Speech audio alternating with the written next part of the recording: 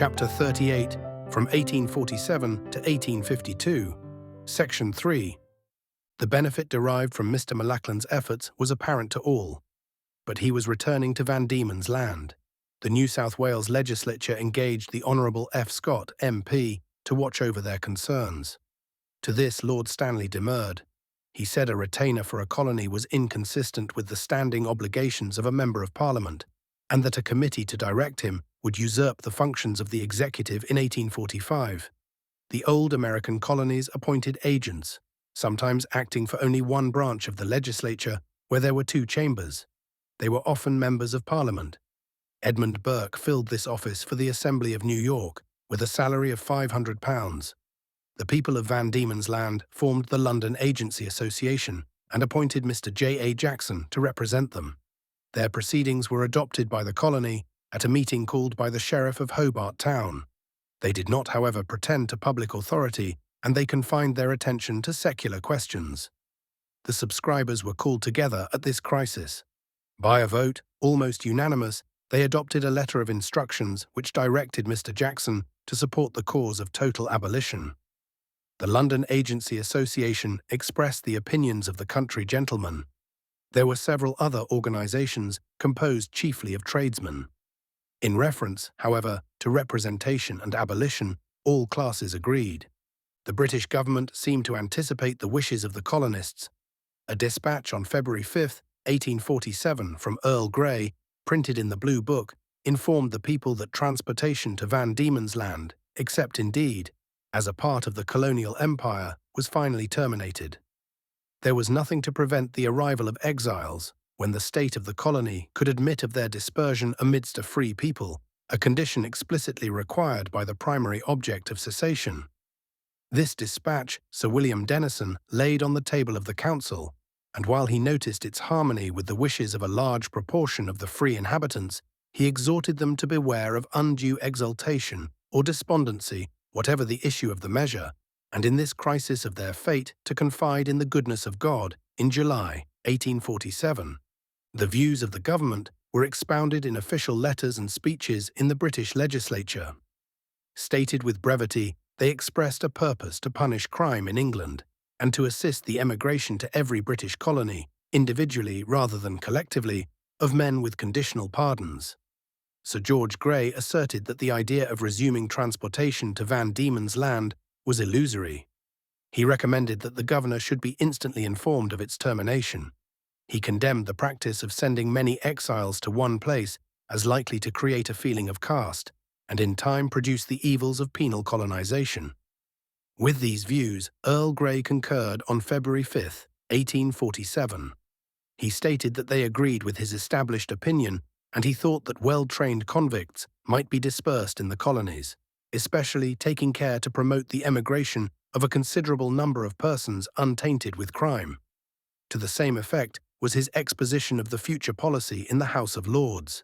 He expressed a hope that exiles might be so distributed that the chance of recognition should be slight. Lord Brougham made merry at this notion of banishment as a game at which two could play, and depicted the consternation of Calais at an arrival of reformed Pentonvillians. The chief reliance of Earl Grey was on the demand for convict labour in the colonies, which he far too highly estimated. When the intentions of the Home Government were declared, Sir W. Denison, who had given opposite advice, hastened to recall his recommendation. He stated that to resume transportation in any shape would be looked upon as a breach of faith and be very embarrassing to government. On August 28, 1847. The publication of Earl Grey's policy occasioned general gladness and gratitude, but it was followed by a measure adverse to its whole spirit and the facts on which it had been founded. In September 1847, the governor was directed to remove the convicts at Norfolk Island to Van Diemen's Land, and to receive those remaining in New South Wales not entitled to release.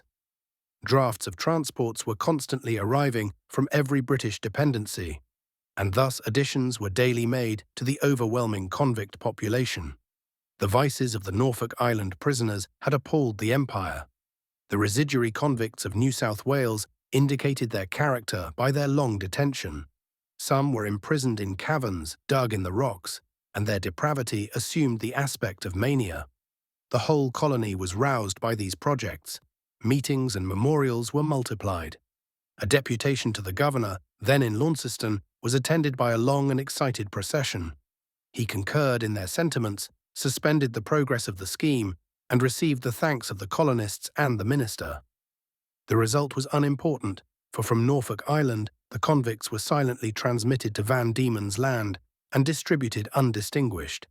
Mr. Gladstone, when Secretary for the Colonies, addressed a confidential dispatch to Sir C. Fitzroy in April 1846 and left its publication to his discretion. It proposed to renew transportation to New South Wales with the assent of the colonial legislature. This proposal was submitted to a committee of the council. A report was founded on the evidence of employers and forwarded to Earl Grey. It consented conditionally that 2 free persons should be sent at the expense of England for every prisoner, and that assignment should be revived.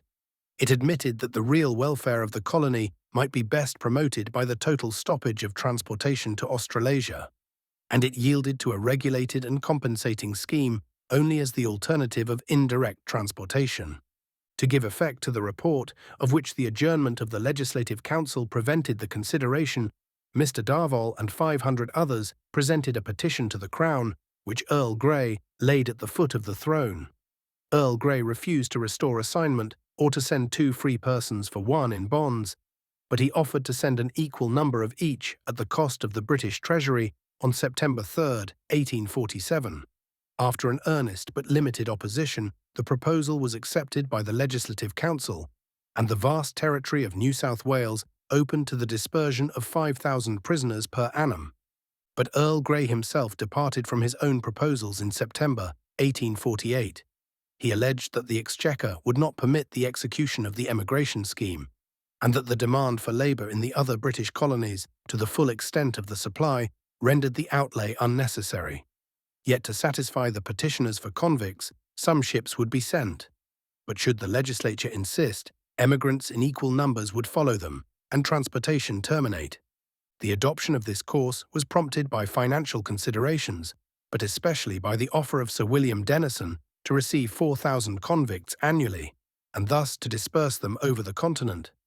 This offer had been cancelled in another dispatch, but of this, although before him, Earl Grey took no notice.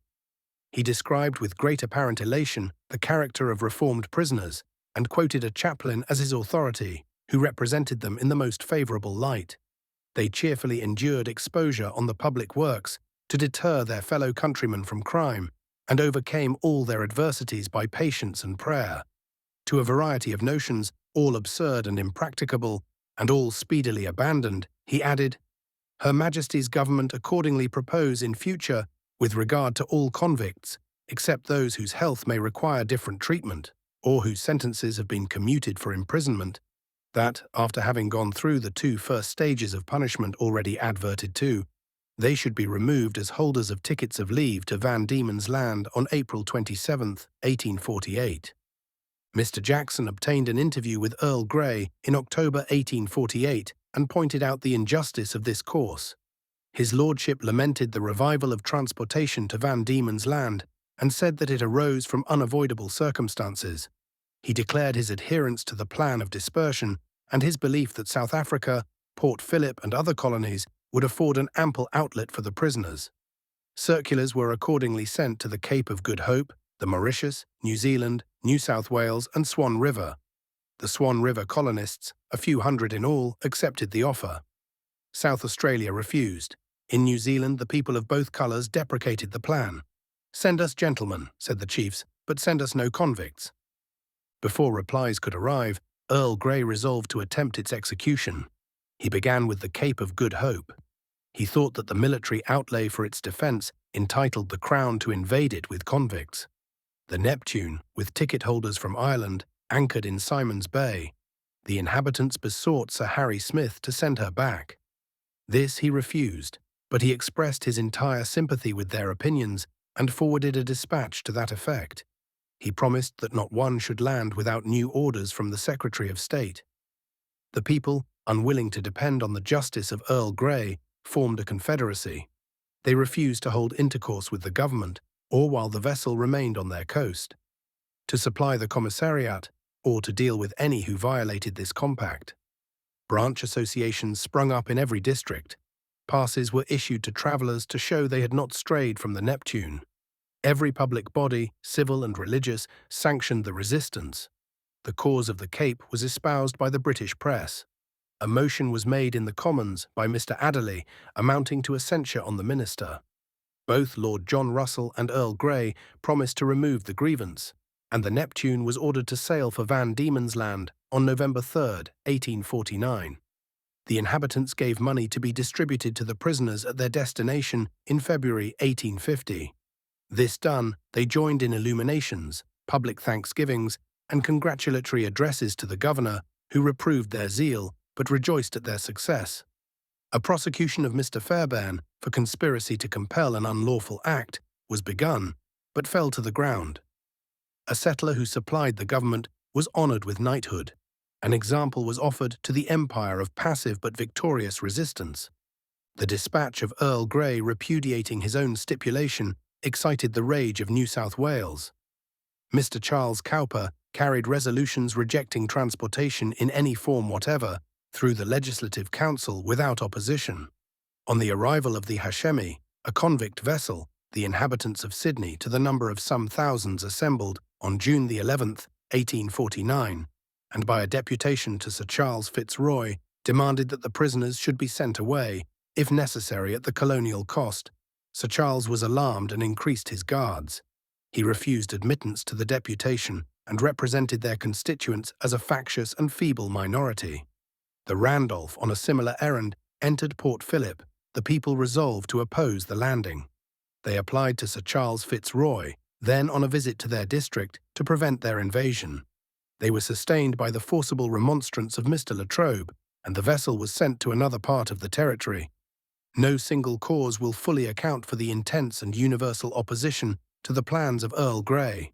The vacillation of his lordship in reference to the emigrant clause produced feelings of exasperation and distrust, but the sad experience of Van Diemen's Land was accepted as a warning by other portions of the empire. A pamphlet recording the proceedings of the Tasmanian colonists was everywhere scattered. It minutely examined the penal policy of the Crown and recorded the various demonstrations against convictism in June 1847. A large package of this pamphlet was forwarded by the Launceston Association to the Cape of Good Hope and arrived a few weeks before the Neptune. Thus foreign fuel was added to the local fire, the testimony of men who had practically known the system, and by whom it was abhorred. The committee appointed by the Lords in 1847, by the witnesses they examined, authenticated the evidence against it.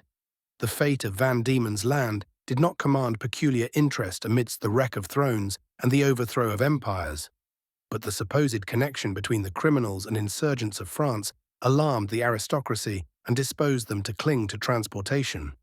The Bishop of Tasmania bore testimony to its colonial mischief. Lord Brougham endeavoured to draw admissions favourable to his views with professional acuteness, but he was foiled, and the bishop pronounced the solemn warning that those who cast a prisoner, especially a woman, into a community where criminal principles prevail, pronounce a sentence for both worlds.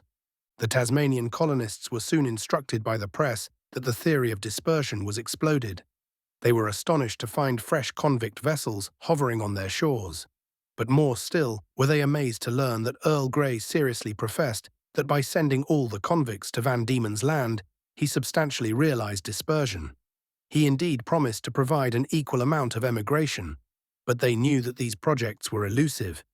They had before them the addition of convict ticket holders by hundreds to thousands and tens of thousands already in the colony, there to struggle with their predecessors for bread. Such was the prospect of 1848. End of chapter 38, being chapter 6, from 1847 to 1852, section 3.